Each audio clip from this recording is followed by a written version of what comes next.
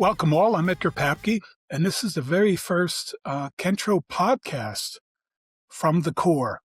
Today I'm sitting down with two leaders that were there when this company got started. Pinakin Patel, Kentro's CEO, and John Trollinger, a former IT concepts leader. Together, they're going to walk us through how a small federal contracting team called IT Concepts grew into what is Kentro today, and the decisions that shaped it, the values that stuck as part of their culture. And we'll ask you both to share a little bit about what you learned along the way. So, if you don't mind, we'll just jump right in here. And what we'll do is we'll talk about the history of the company and how you got to where you are today. And then also, I'm going to ask you to talk a little bit about what the future holds for Kentro, so that we'll become more and more familiar with where the company's going and what some of the vision and the thoughts are heading into an always changing world and an always changing market. So let's just jump right in here and begin with finding out a little bit more about the history, where it all started as IT Concepts, as all entrepreneurs do, opportunistically, is looking at the market, seeing what problems are out there for potential customers, and then finding solutions to those problems. So tell us a little bit how it all started. Yeah, I can take the Pinakin, why don't first. you start us off? Yeah, thank you, Edgar. Yeah, so John and I actually met each other while we were working for a pretty large defense contractor. Um, and both of us had been with that company for about 5 to 10 years plus. At least I had. John, how long were you with But yeah, Berman at I the was there time? like five plus. And we both worked in very separate departments or organizations within that defense contractor. I worked more as a horizontal that did horizontal implementations of ERP systems, while I believe John was more on the software development side and doing custom development, and more aligned to a vertical organization. So while my team was doing more of the ERP implementations at one of our clients, I was asked to go lead a project that had been struggling a little bit. And once we got there, quickly realized that there was a lot more to do there than just take this small program on. It was one of those programs where basically 3 to 4 other vendors prior to us taking over had failed, and they needed some fresh eyes on it. So when I got there, I was lucky enough that the horizontal organization had aligned John to it at the same time as well, and both him and I looked at this project, and it was a daunting undertaking, and what the client wanted in a very short time period. There was definitely reasons Mhm. why the other organizations, 3, 4 other organizations, had failed at it. Um, John and I rallied around for a good, I want to say, almost 9 months, right, John? And 9 to 10 months, and nonstop at this, and got the delivery of this tool done. That same client, so John and I remained friends pretty close afterwards, and during that, I went back to my organization while John remained with the client and kept building on. Um, after some years, the client came to us and wanted to redo the work itself, and wanted to put it back out for a reimplementation. At that time, is when John and I started chatting a little bit about the possibility of breaking out separately. And starting with IT Concepts, and when that Yeah. client came to us, we basically we're chatting at the time of maybe leaving our organizations anyhow. So that's really how we started the conversation of working together, and starting to build out what currently was IT Concepts. So when you look back at that project, and John, this is for you as well as for you, Pinakin, when you look back at that, Um, what was the key lever? In other words, what was the core issue that the two of you realized as you were working on that project and solving problems? What was the key lever? What was the core issue that you created a solution to? I mean, the technical solution was a technical solution. I think the problem, that our company was facing and why they weren't successful before we came on is there wasn't a lot of focus on the customer.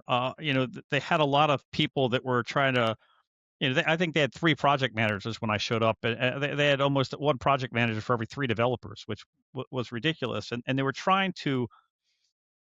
all trying to kind of make a name for themselves and make the program bigger than it was, and try and make this larger program for themselves versus delivering on the project that they were supposed to deliver on. And so, kind of what I took, and it kind of followed me through my career. It's like you got to look at the customer first and deliver for the customer. And if you successfully deliver for the customer, good things will happen. Good things don't happen because you try and make good things. Good things happen because you deliver for your customer. And I think that's kind of um, you know, what drove me when I came in. In fact, I think the first meeting I had with the customer, they looked me in the face and said, "Hey, is this going to be done on time?" And I said, "No." And he said, "At least you're the first person that's been honest with me on this program since it started."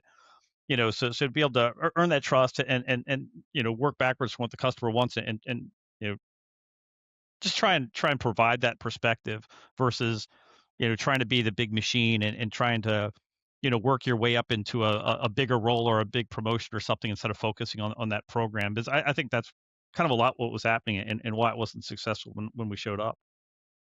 You, Yeah, reflecting back, I would agree. We cut out a lot of noise early on, and there seemed to be just a lot of, as Sean was saying, whether it's management or maybe even the wrong type of developers or the wrong type of staff that was initiating and maybe sometimes putting the cart before the horse as well. So we cut a lot of that noise out initially, and got in tune with our customer 100%. that that getting aligned with the customer and being really aware of the customer experience. My sense of it is that became a guiding principle as you began to build IT concepts.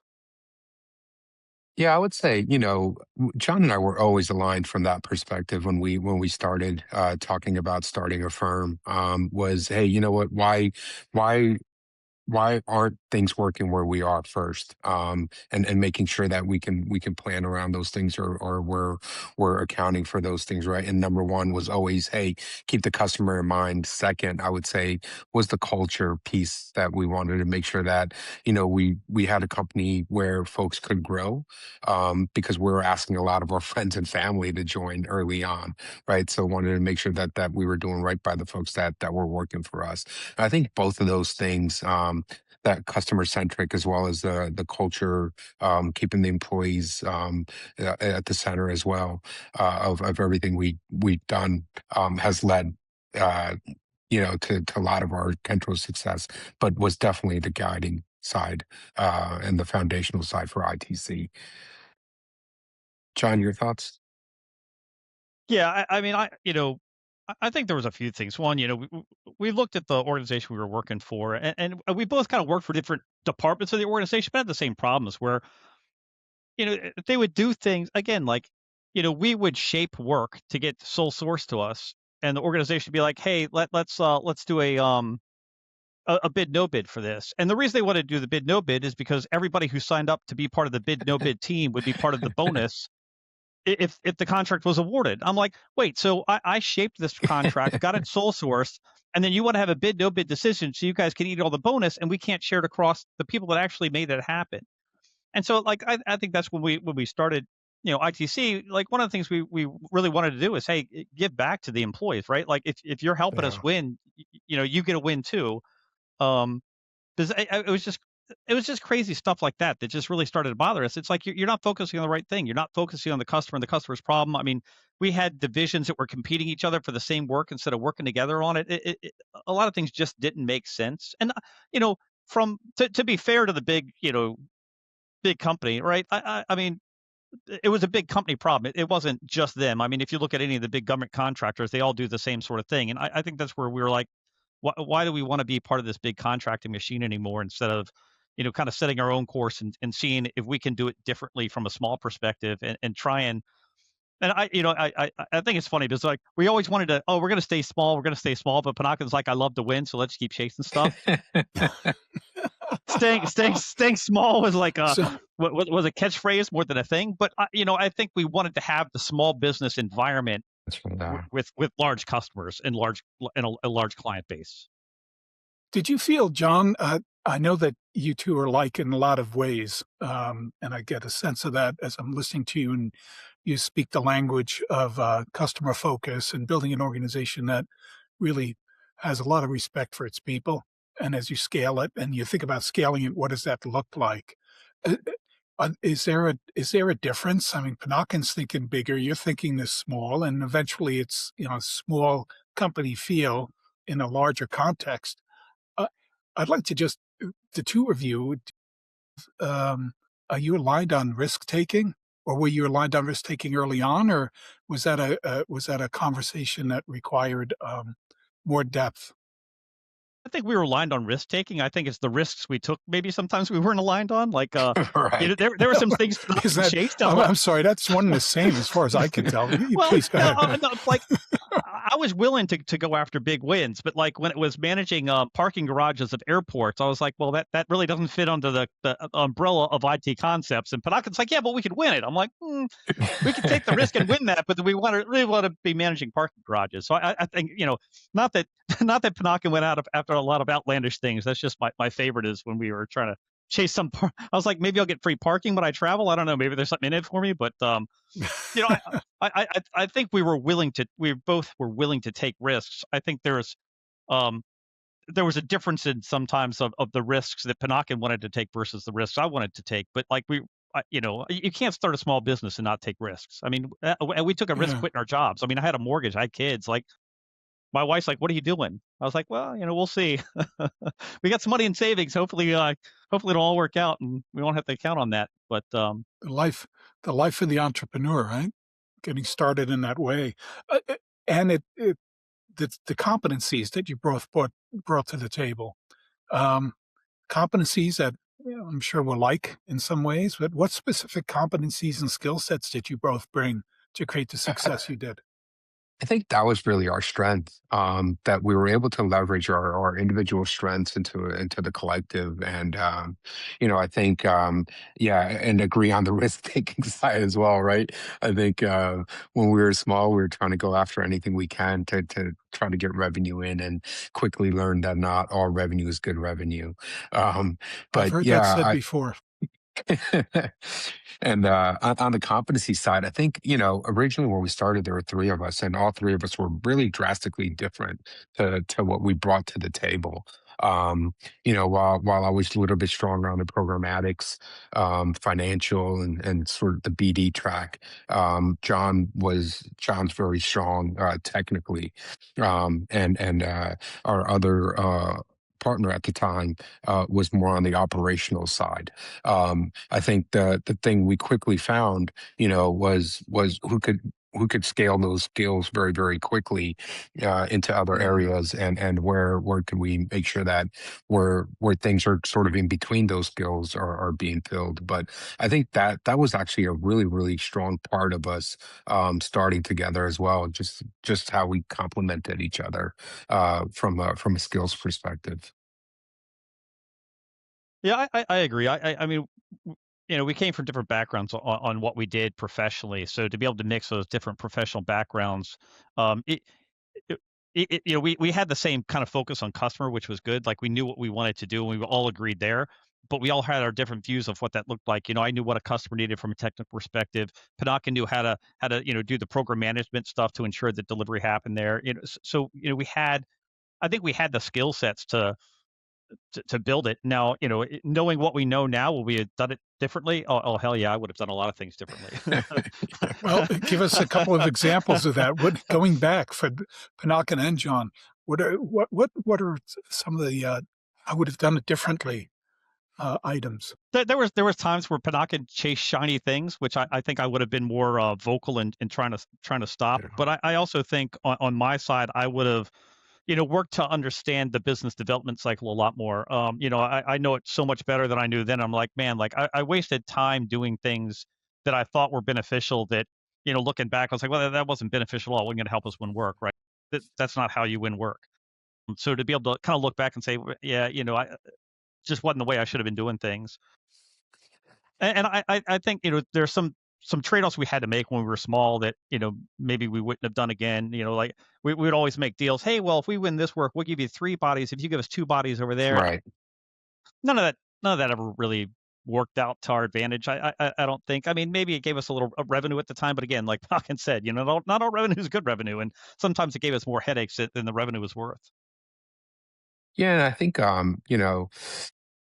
I think the structure of the company as well, we would have made it a lot different, knowing what we know now, right? I think originally when we try to structure it, we try to just make sure everybody was getting the same salary, make sure everybody was getting the same pay, and all the benefits were very similar between the owners. And I think that's just really hard to do. Knowing each other's skill sets and what each one was willing to bring to the table and so on and so forth.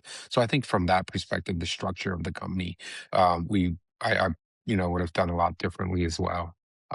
Looking at it now, and then yeah, as John alluded to, I think I'm a systems thinker, and we were sometimes trying to put big systems in place when we had such a small firm, which obviously causes more headaches sometimes and slows things down rather than speed it up. So I think even some of the things that we were constantly trying to push, whether it was a performance management system when we're 10 people, or doing big strategy meetings with 3 to 5 of us, right? So I think some of those things would have backed off on and attacked it a little bit differently for sure. I think in 6 years we had 6 different healthcare plans. So if you I always, yeah, hey, if you don't like the healthcare plan this year, don't worry, it'll be different next year. That was always the tough part, though. I think as a small, it's so tough to get the rates. And I think we had 1 or 2 people with some like pre-existing conditions that we had sort of taken on as well, and it was so tough to make sure that was spread apart when you're 10, 15 people deep. No, you're absolutely right. I think the healthcare stuff was a mess for a long time early on. Yeah, it's kind of interesting because when you're small and you start thinking too big, and you've got to, that whole idea of scaling as you go is such an important one. And then, of course, as you expand and you grow as you did, then you've always got to be adjusting to that as well. So it's a constant adapting, as well as there's a sense of evolution that occurs as well. Now, how did that affect the way that you led? I think because so many are early on, because so many were our friends and family that were working with us, it was a little easier to kind of break the news. Hey, we're changing healthcare, or we're changing direction to this way. But I think, as the company started growing and we started maintaining and growing in the areas that we were really good at. Um, it went to the work itself and what we were delivering from a technical perspective to the client that we always led with, rather than hey, you know what, here's what we offer, here's what we can. um, we worked very well with um, a lot of employees early on to make special commencements as well, right? To make sure that everybody was taken care of. So I think we did a lot of those things early that helped us, from a leading perspective. And then, by far, John was one of the most technical sought after minds early on. So a lot of the tech folks I just kind still am. of Just saying. gravitated gravitated towards Thanks for the us. clarity, John. Appreciate that. A lot of I'm the on LinkedIn. technical folks gravitated towards us very, very quickly, as well. I think too, like, there's weird inflection points when you start a small company. At least, for us who've never done one before. I think the second company you start, you don't have the same problems as the first company you start. But those first 10 employees were all friends and family, right? Your first 30 employees are friends and family and friends of friends. And you know everybody. And I think kind of once you get past 30 or so, like, then the company becomes different because now you don't know everybody. You don't know everybody by name. One, it's not like we were in a building sitting together every day, right? Our employees were on customer sites all day, not on corporate sites. So once you get out of that friends and friends of friends kind of nest to where you're hiring strangers, really, like real strangers, it's hard to keep the same things in place that you had before. It's hard to be as flexible because now it's not, hey, like, hey buddy, we're just going to change this, we got you. Now it's like people that don't know you, who kind of put trust in their family in you. So you just kind of have to change the way you manage some of that stuff a little bit, and manage the culture, right? Because again, it's really easy to keep culture when you know everybody because they know you, and like it's kind of like a good old friend club.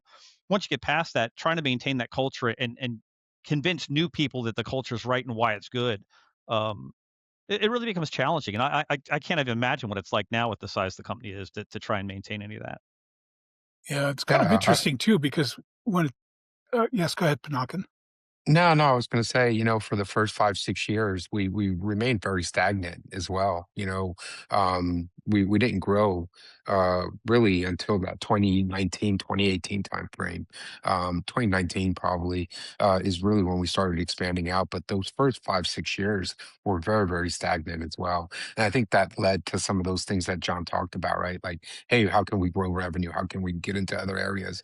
Because when things seem a little more stagnant, you start taking a little bit more risks, and seeing how you can get revenue growing, and to be able to build the thing we wanted it to build at the end. um but yeah, I think that revenue being stagnant, from like that 2011 to 2016, 2017 time frame, it was tough. It was tough to build out the structure that we knew that we wanted, while we weren't growing as fast either. Yeah, and there is that shift of friends and family or friends of friends. There's also a shift as you decide to grow the company, that the competency set needs to expand, and you need to be able to deepen your levels of competency in terms of responding to the customer. So that also requires a different way of thinking, doesn't it? Yeah, I think, absolutely. yeah, you have that, and then also, not only are your friends and friends of friends your first employees, they're also your first customers. That's So, right. and that's why you kind of, I think part of that stagnant period was because we were focused on our current relationships, and they only have so much money and so much work, right? Once you've tapped out that work and that money, it does become stagnant. And to shift from winning work and working with people and already know who you were, to try and go to people that don't know you from any other company, convince them that, Right. hey, my billable resources are better than their billable resources and their billable resources, so hire ours. Um, it's a much harder process than convincing somebody that already knows you of that. Yeah. Yeah, I would So let's agree. talk a little bit about how then you move to the future. Of course, you're Kentro today, and share a little bit about the thought process and the planning that went behind that growth, and then eventually now you're Kentro. I Yeah, I told would him to say, rename the company day one, so that was. that What's is that, John? true. That I is told him to true. rename the company day one. I said, "This is a horrible name. We need a new name." Well, there you go. There you have it. Yeah, early on, just thinking about reflecting back at the 2011 timeframe when we first started, right? I think, there weren't as many GovCon companies as there are now, or maybe there were. We just were oblivious to it a little bit. But the private equity market wasn't as rampant as it is now in the GovCon space, so that didn't bring as many players in, or companies that were trying to grow very fast, uh, within that spaces that we were in.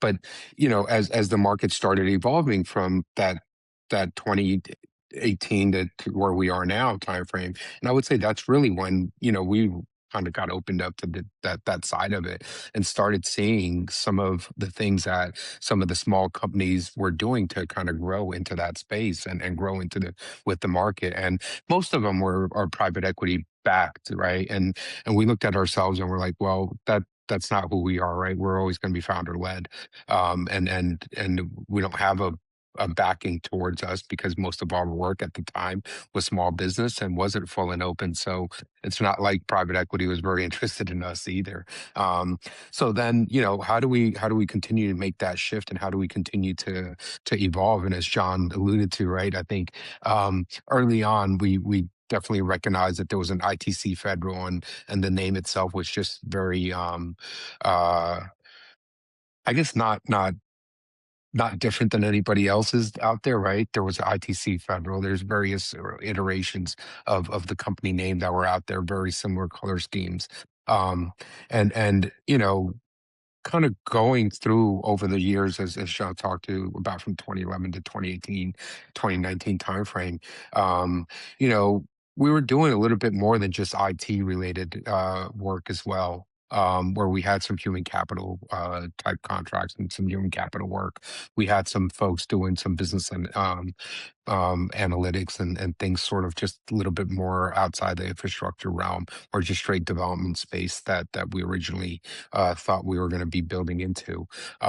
That's kind of what started leading us towards that. But yeah, early on, I still remember, John's like, oh, these names, we need to change. We need to change. And at that time, I remember being like, dude, it's not something we should concentrate on at this point.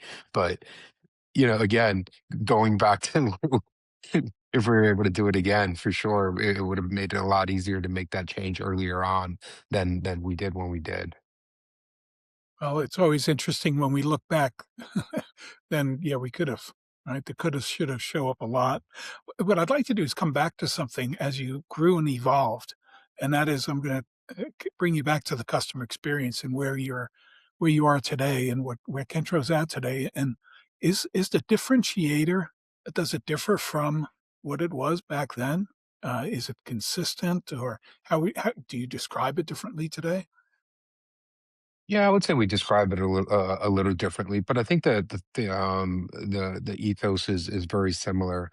We were always looking to bring experts within a space that necessarily the customer didn't have access to or didn't have leading their area, and I think that has remained with us, right? I think we're still looking to be known as trustworthy, engaged at both the program level as well as the XO level, and then really bring that authentic expertise. To every engagement that we have.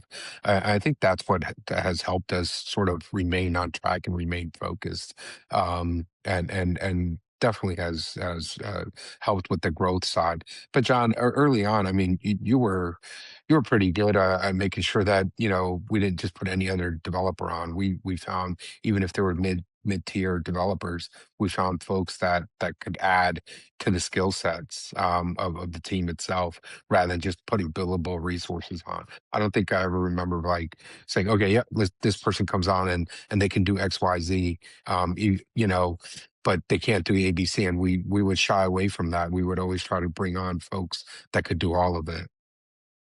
Yeah, and it's kind of looking at where Kentro is today versus where it was, back when I left. I think Kentro is closer to the vision we had today than it was back then, because I think Kentro now has the infrastructure and the power needed to be what we wanted it to be.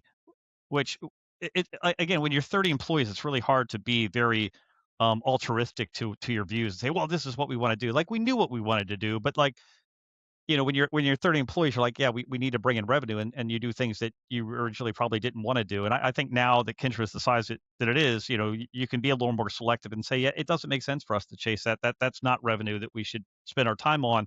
So it allows Kintra to really fulfill the dream and the vision that we had, so many years ago. And the The other thing I would mission-centric say, drive. Okay, yeah, sorry, yeah. Pinakin, please. No, Edgar, thank you. No, I agree on the mission-centered drive, and I think the other thing that we were both really good about was setting aside a little bit for R&D as well. Even when we were about 15 to 30 people, we were trying to hold a little bit for research and development, and trying to build our own approaches and build our own tools and build our own solutions that we could bring to our client. And yeah, I think all of those things have remained.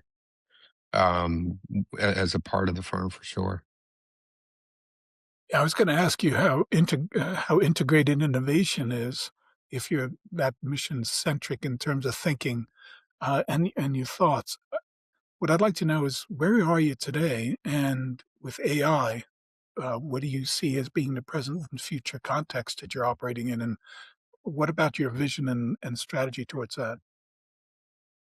Yeah, no, I think from an AI perspective, we've gone to when we did the rebrand, we were fortunate enough to sort of relook at our mission statement and as well as who we really were trying to be and really put that out there right early on. So yeah, as we modernize the mission, we want to be able to optimize outcomes, be cloud enabled, be data driven, and be AI differentiated, right, within all of the solutions that are powered by basically our people at the center of it. So we've gone to an AI first type strategy. We've invested into partnerships with companies that are a little bit different, not just the regular or the the big companies that are out there now, providing the platforms. But we've pinned onto a couple of niche AI providers that we think that can really make a difference in the way that we bring them into market into the federal space. Um, so I think we will stay aligned from that R&D perspective, always taking a portion of our revenue and always making sure we're able to put some dollars aside for our developers and for our technical staff to be able to play and be able to come up with some new solutions that we can bring to bear. But I think you know I, what's allowed us to do that is that that thesis from the get go of making sure that we're bringing experts to our clients, right? And ways to be able to keep that expertise fed and making sure that the culture underneath of it aligns as well. John, what do you suspect the influence of AI will be looking out into the future? I know that's a You know, I, general kind of question, but I'm We really were sharing curious to some see text how it messages. applies to you and to let's just Kentro. say I'm glad I'm at the end of my career, not the beginning. I fear for my kids a little bit. Um, I'm still at the beginning myself, so go ahead. I look at it. I think you look at AI, and we've had lots of things that have transformed. Like the internet. The internet was hugely transformational, and a lot of jobs have changed since the internet has taken over. Um, but the internet didn't affect near as many industries as AI is. When you look at everything AI touches from, autonomous vehicles and autonomous taxi drivers, so do you need a taxi driver anymore to, radiologists, I have models that do a better job of looking at imaging than radiologists do, or, pharmacists, there's a lot of careers that are going to be directly affected by AI. I think the advantage, that Kintro brings is, one of the things that Pinakin and I always agreed on is we need to be lean, right? We don't want just management on top of management on what was it called, Panaka? The castle, the ivory Yeah, towers. the ivory tower. We wanted a very small, short ivory tower, not this giant palatial ivory tower of leadership. And what that gives us is the ability to be a little more agile. And I think it also, when you take a look and you say, hey, I'm going to focus on my customer and focus on my customer problems. When you look at AI projects now that are failing, they're failing because they're AI for the sake of AI. But when you take an organization that's close to their customer and understands what their customer needs and understands their functional requirements, it's a lot easier to bring to fruition AI capabilities because you can understand the tech and you can understand the actual customer problem, and how those two can merge together to coexist. And so I think come Kentro is really in a really good position to bring AI to their customers because of the tight relationship they have down all the way to the ground level. Sitting at the desk doing the same type of work our customers are doing, so they can envision where those AI capabilities will come into play and provide the value our customers are looking for. And I think the other thing we added on from a delivery perspective, right, is this EIB layer, right, where we do an enterprise business layer and take a look at really what's the as as the companies evolved and the contracts that we take on have evolved, we're taking on much larger contracts, right? So doing that EIB layer and understanding really the business side of the technology and what the end goal is allows us to come in a lot better and make sure that we're, you know, have the right platforms and the right solutions and bringing the right capabilities to it as well, right from the get-go, and then aligning it always back to that mission outcome that we pull at the EIB layer. And I think that's helped tremendously, as John said, right? Making sure that we listen all the way down on the efforts that we have, and not just throw in, a technology just because it's sexy. And for that, there is always this piece, of course, and I want to come back to this now, is culture. And so as you evolve, as you expand, as you grow at the pace that you've grown, share a little bit about your thoughts about culture, what you've done that has created the success that's really at the core of the company of Kentro. Yeah, I'll start, John. Right, I think as you alluded to, I think we've always had that remain small mindset. But I remember early on in our strategy meetings, we talked about community engagement, John, being part of the communities that we're working in and we're involved in, right? Making sure that we're investing back into not just those communities, but to the larger efforts as well, right? As such as 65 Roses or veteran related organizations. So some bigger parts as well. But I would say those two things were part of our brand ethos right from the get-go, whether we were ITC or ourselves. Like we wanted to make sure that the folks that were working here felt like they had a say into where we were investing some of those dollars or we were giving back in those communities. I think that helped. As we grew, we kept that as well. But John, you want to talk a little bit early on, of some of the cultural things? Yeah, I think you know culture by far is I think the hardest thing for any company to have, right? To have a true culture. I think one of the benefits Kentro's had is it's had the same leader the whole time who's had the same philosophy, right? Pinakin's philosophy hasn't changed, in the some years that Kentro has been in business, or Sure. IT concepts before there, which really helped that. And his so without having that vision change, it helps maintain that culture. Because I worked for a lot of companies, and um, probably there's only two companies where I felt there was a real culture. IT Concepts when I was there, and the company I'm at now, where if we weren't a company, we'd be a cult. We're so dived into our culture. But again, culture really is it's the hardest thing. You go to any company, they're going to have their, hey, here's our our organizational standard, like that. They'll have all their sayings, right? Like, oh, here's our mission statement. And you go to any meeting, is the mission statement ever brought up, or anybody ever talked about how they're accomplishing that mission statement? It's just writing. But we kind of live by that. We did have a mission to say, hey, we're going to support the community we're in, and we did go out there and do veteran events, and do events that we had employees that had had things that we supported those causes for those employees. And I believe that's maintained still today at Kentro, and I think that's important because at the end of the day, if you don't have a culture as a contracting organization, you're basically just a body shop at that point. And I don't feel like IT Concepts or Kentro ever got to the point where they were a body shop, because they maintained a culture and had like a view of who they were as a corporate entity, not just like a company out there making money. That there's that aspect too of leadership. As you evolve, as you grow, what is Kentro doing in terms of leadership and making sure that it's aligned and that the culture continues to manifest in a way that it is?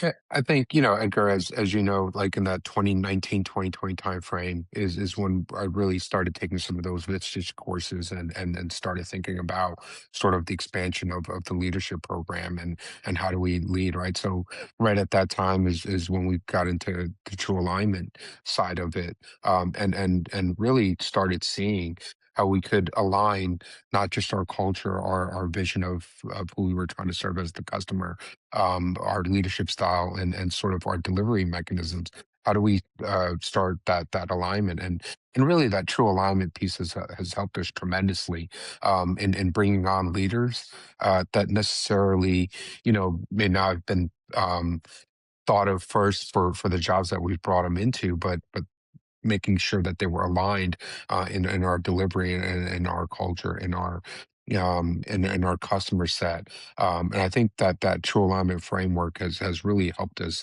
kind of maintain that. And then, we've always been on the employee growth side. I think, you know, we've always tried to put some process and some systems in place that allowed us to think, "Okay, how can these employees continue to grow with us, whether it's through learning and development, or through outside organizations that we can get them mentorship, or making sure that that small company feel stays right with some of the big company ideas, and then that folks are being recognized for contributing to those as well.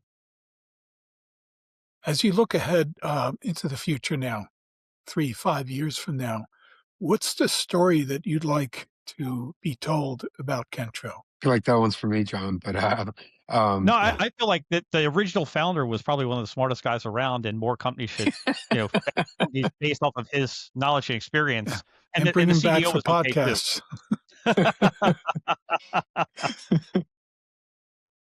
Um, yeah, no, I think it starts with what we started with. We want to make sure that we're delivering for all of our customers. We're ensuring that we're bringing the best resources and the best talent, and the best solutions to bear as we try to meet the mission objectives of each one of our clients. And I think that really hasn't changed into who we're trying to be. We want to be able to modernize missions and optimize outcomes at the end of the day. It appears to me that the messaging internally, externally is aligned. In other words, the story that you want to be told to the world is the same story that you want employees to experience. That's what I'm getting from that. Yeah, Um, that's a great way to say it. let's Thanks. If you, I've got one last one for the two of you. Looking into the future, in relationship to Kentro, as well as just your self concept. What, in a couple of sentences or so, how would you like your legacy to be described? Um, John, you want to go first? It, it's kind of weird. Like I don't want my legacy described based off of what I did from work. I want my legacy described on what I've done for my family and the community around me. Yeah. And what would that sound like, John? Just set them up for success, no matter what that success may look like, right? I have three daughters, and all three of them have different success paths right now, and the community I have, both my religious life and my family life. I enjoy work. I love what I do. I loved working at IT Concepts. I love working where I work now. But at the end of the day, like, work's going to come and go, but my family and my community are going to be around forever. So like, I rather my legacy be tied to that more than a job that I did at some point in my life. Yeah, I think I'll take the Kentro route and the ITC route. I think I agree with John, first of all, that understanding where we are now, all these years later, 15 years later, 16 years later from when we initially started the business, and the ups and downs. I 100% agree with John. What matters most is the family, is the folks that you're working with. And I think, relating it back to Kentro, I think we're always human to human business. We were always people that were always trying to help people, and I think that's really the legacy that I think we want to leave behind with the company as well. That understanding of, no matter what systems or solutions that we're able to develop and bring to bear, and the expertise that we're able to bring, we understand that we're human to human business at the end of the day, and that we're people helping people, and how do we best do that, and what's the best way to continue to position to do that. Um, so hitting both sides of it there. But yeah. Friendship with Well, Pinakin. That's what I want to take away from That's it. right. well said. That's human to human. There's a lot to be said for that. The respect, the trust that comes with that, helping one another succeed and the people around you to succeed. And then also that sense of authenticity that you both have well on display here in this conversation. So, what I'd like to do is two things. One is to share my gratitude, my appreciation to both of you for allowing me to be part of this conversation with you. I appreciate it a great deal and want to thank you for taking the time to do it. It's been a great conversation. And again, I thank you for being so open and authentic in terms of your responses and what you're thinking about. So, thank you both. And so we're going to wrap up here in this first episode of From the Core. I'm Edgar Papke. We've certainly got more conversations for you coming in the future. So make sure you come back for the next one. And thank you for listening. And until then, wish you all the best. Take care of yourself, take care of one another, and be well. Thank you, Edgar.